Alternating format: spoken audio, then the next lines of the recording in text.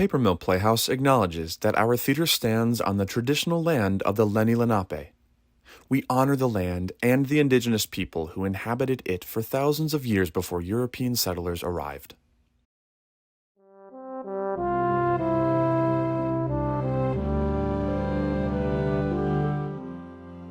Welcome to Paper Mill Prologues. As we enter the holiday season, it is with much joy and reflection that we bring to our stage a show that exemplifies what it means to love, persevere, celebrate, and survive. Since its first ever performance, Fiddler on the Roof, despite its very specific cultural lens, has moved audiences from all backgrounds and histories, painting a vivid portrait of the human experience. And nearly 60 years later, its relevance continues. The goal of Prologues is to give our audience an extra layer of insight and context for our productions by exploring some of the themes, histories, and cultural relevance behind each show. What we provide is by no means exhaustive, and we encourage you to continue to explore any topics we raise here on your own. You can also reference our works cited list at the end of the video to dig even deeper. In this video, we'll be taking a closer look at the creation of the original production and the cultural moment in which it arrived, as well as looking back at the beloved Yiddish folktales that inspired it.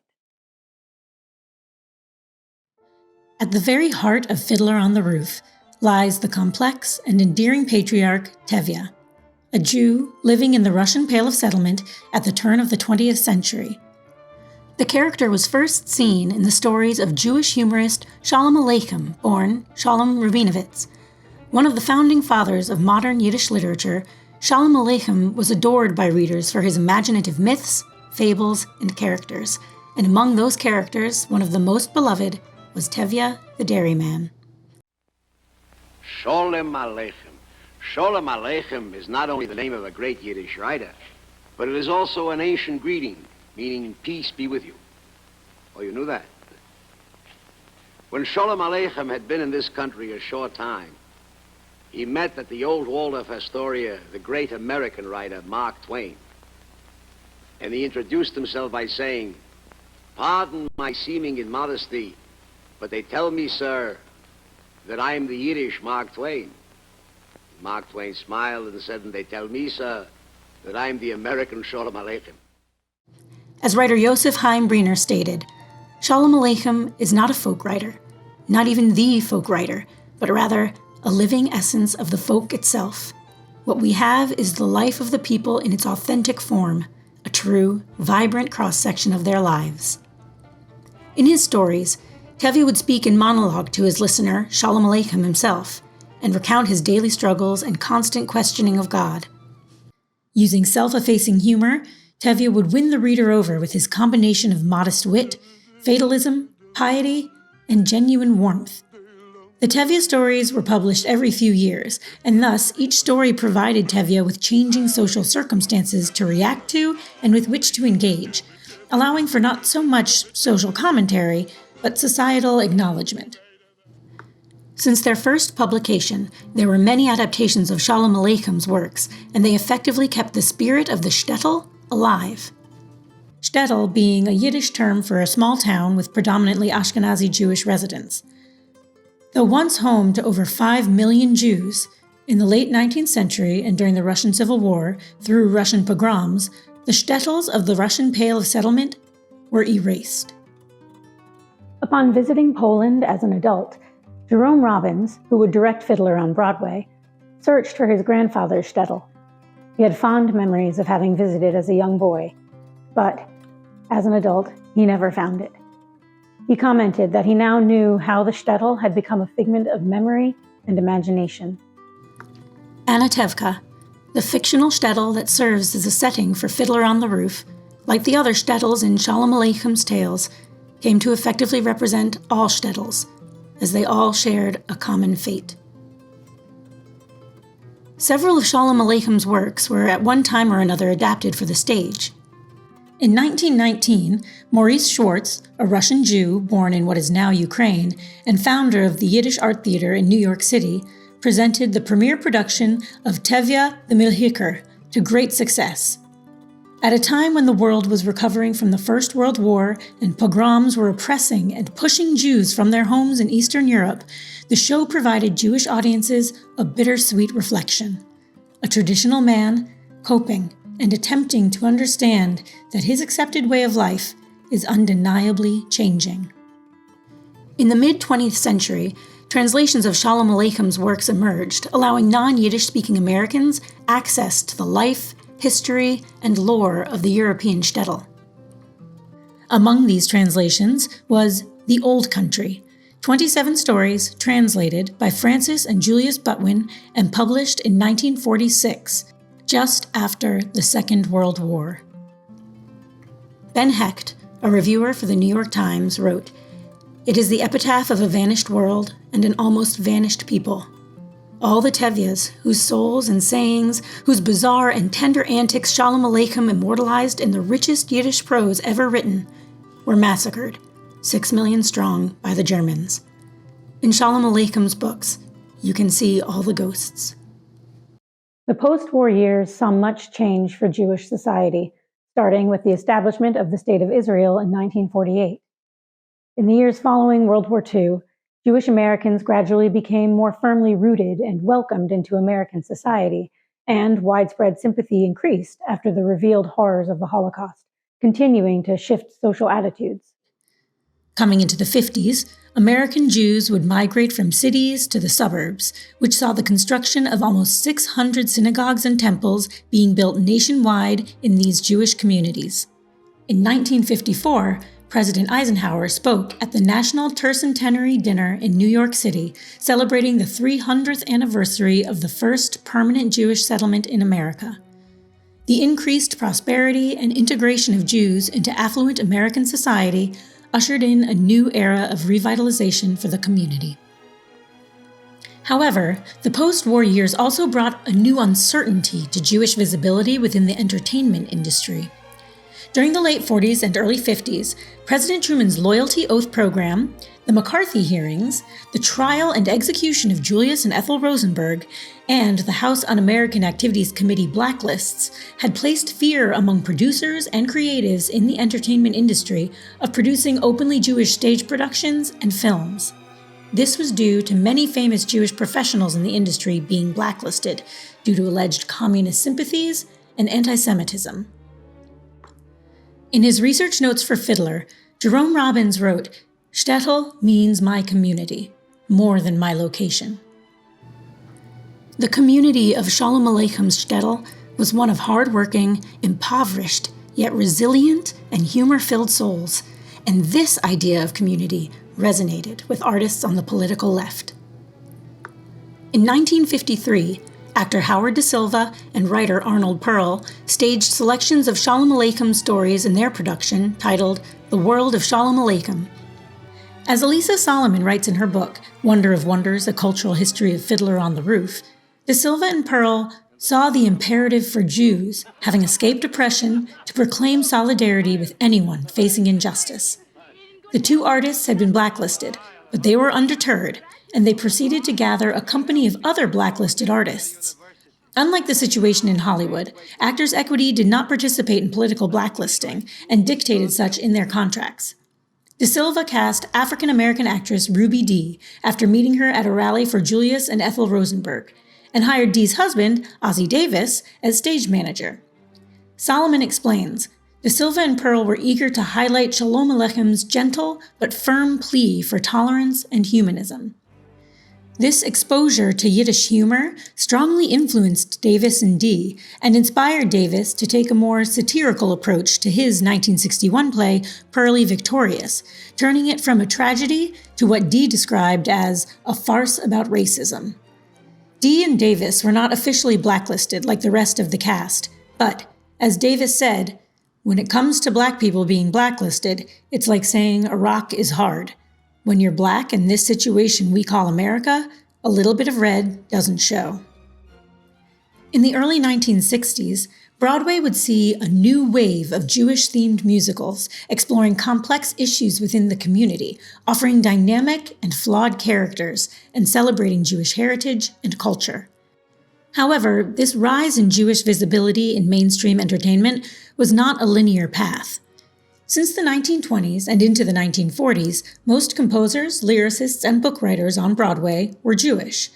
This first and second generation of Jewish songwriters, including Irving Berlin, George and Ira Gershwin, and Oscar Hammerstein II, among others, would establish their careers in theater by writing classic songs that would later be regarded as a part of the Great American Songbook. No business like show business, like no business I know. Everything about it is appealing. I'm dreaming of a white Christmas. I got Rhythm, I got music, I got my gal, who could ask for anything more?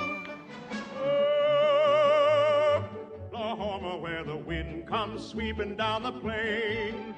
While the percentage of Jewish creatives on Broadway was large, and while these songwriters would pave the way for future generations in musical theater, there was the assumption that writing material about their Jewish heritage would not gain commercial success on Broadway to a majority non-ethnic audience. Assimilating into American culture and values would become a primary motive for Jewish theater makers, and aside from occasional comedic supporting characters, there would be virtually no representation of Jewish characters or themes depicted in Broadway musicals until well after the years following World War II, when a new generation of Jewish American theater makers emerged. Among them, Sheldon Harnick, Gary Bach, Jerome Robbins, and Joseph Stein. Between the years of 1961 and 1964, 5 shows explicitly centered around Jewish characters and themes opened on Broadway. These shows, Milk and Honey, A Family Affair, I Can Get It For You Wholesale, Funny Girl, and Fiddler on the Roof, explored various issues and complexities of Jewish or Jewish American life with depictions that ranged from celebratory to critical. 4 of the 5 musicals would see a large wave of popularity that went from moderately successful to gaining universal acclaim. In relationship with the current events of the era, the Jewish consciousness in American mainstream media gradually grew. But it was the 5th and final of these Jewish-themed musicals that not only discussed and tackled the complexities and issues within the community, but crafted a story that could be seen through a universal lens. That show would be Fiddler on the Roof, which opened on Broadway in September of 1964. If I were a rich man,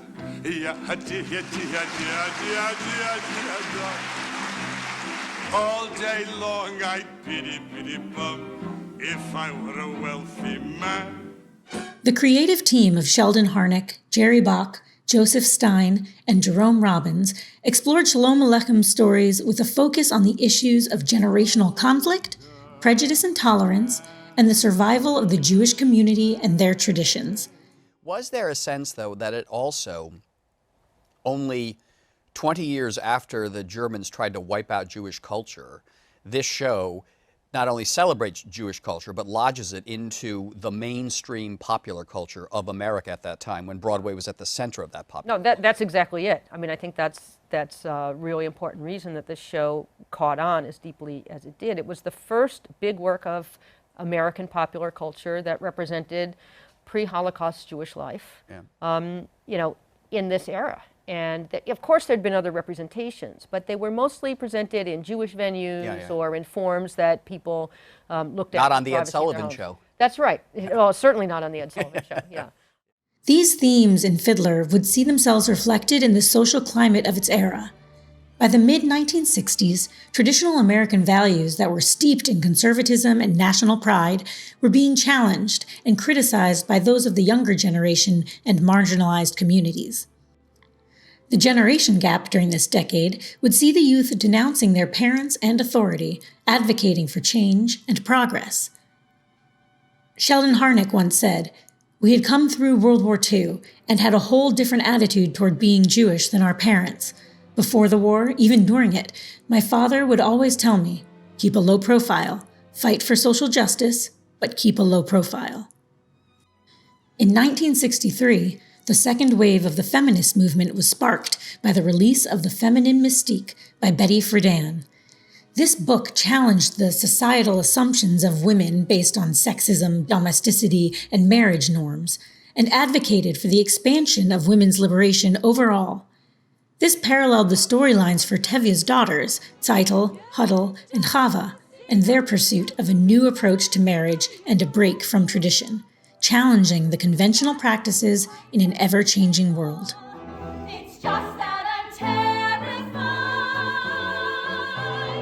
Matchmaker, matchmaker, plan me no plans.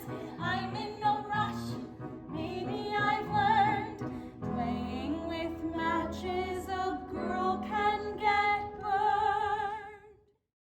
Simultaneously, the internal journey of the central character, Tevye, a devoted father and husband, explored the dynamics of identity, prejudice, and the importance of tolerance and adaptability. These themes, especially regarding prejudice, were not only important to the Jewish-specific story of Fiddler, but paralleled societal events that were unavoidable to acknowledge. Jerome Robbins, while rehearsing with the original cast, took the events occurring within the civil rights movement as inspiration for the production's protest of bigotry. Throughout Tevye's story arc of balancing tradition and progress, he begins to see in himself what he discovers has kept his people alive for thousands of years. He must be both the Jewish man upholding his beliefs and customs while bending just far enough to preserve his relationship to his family. The constant battle represented in Fiddler on the Roof of bending to the changes of the world while still clinging close to one's traditions and culture was able to resonate across communities, especially during the major shifts and conflicts of the decade it premiered.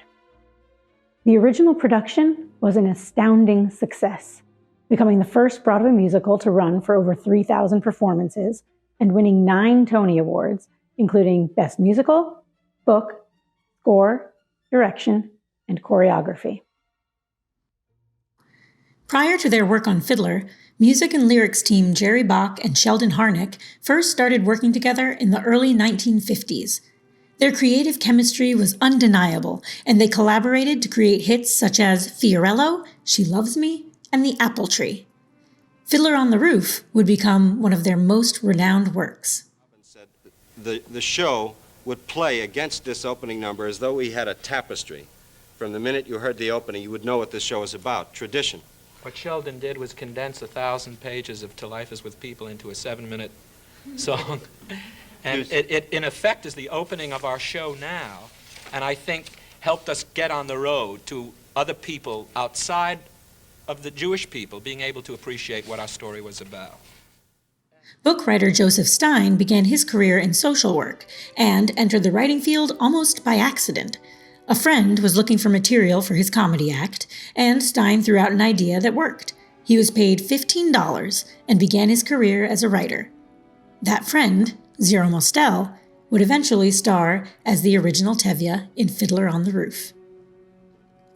Jerome Robbins, who served as both director and choreographer for Fiddler, was widely considered a genius of the profession and also notoriously difficult to work with. And while Stein, Harnick, and Bach all had their own relationship to Judaism and what the show meant to them, Robbins' relationship was particularly complicated.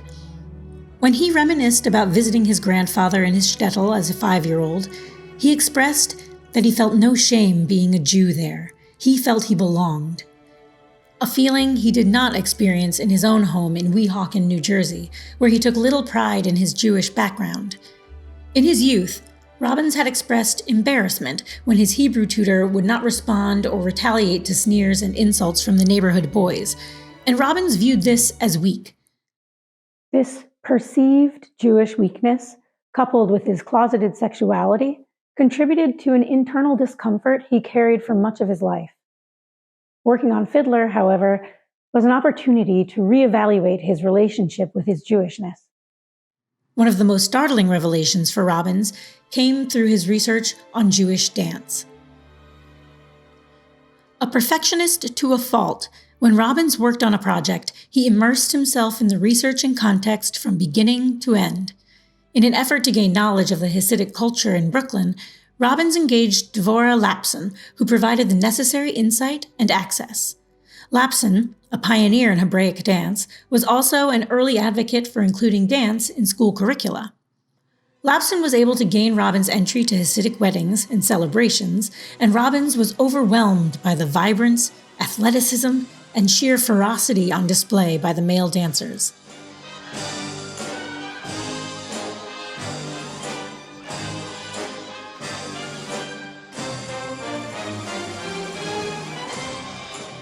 Reflecting on what he'd experienced, Robbins wrote, "Hats flew off, chairs overturned, but the rough, dominant force that was released by all this kinetic energy was overpowering.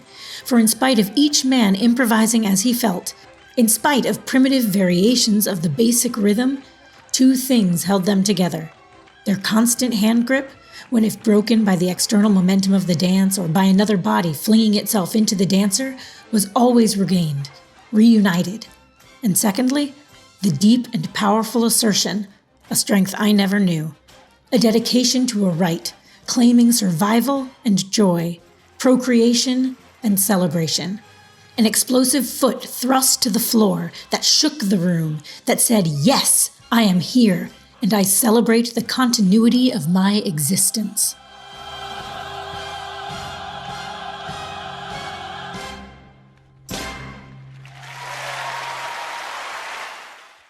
Through movement and choreography, Robbins aimed to highlight the robustness and strength of Judaic life that hitherto was not celebrated in popular culture, and perhaps served to atone for his own mixed feelings.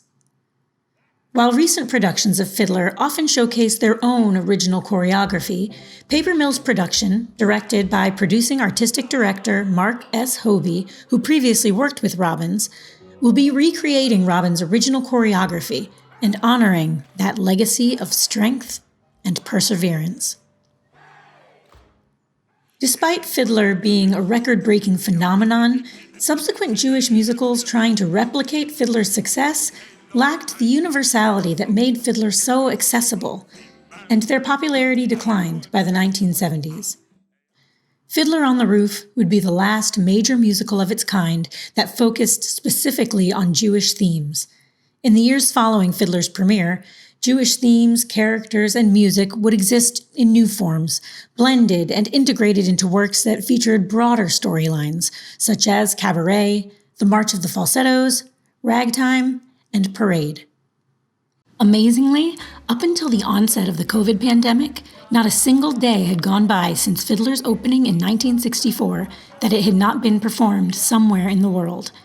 As specific as this story is, it reaches across the globe and settles in the hearts of disparate communities.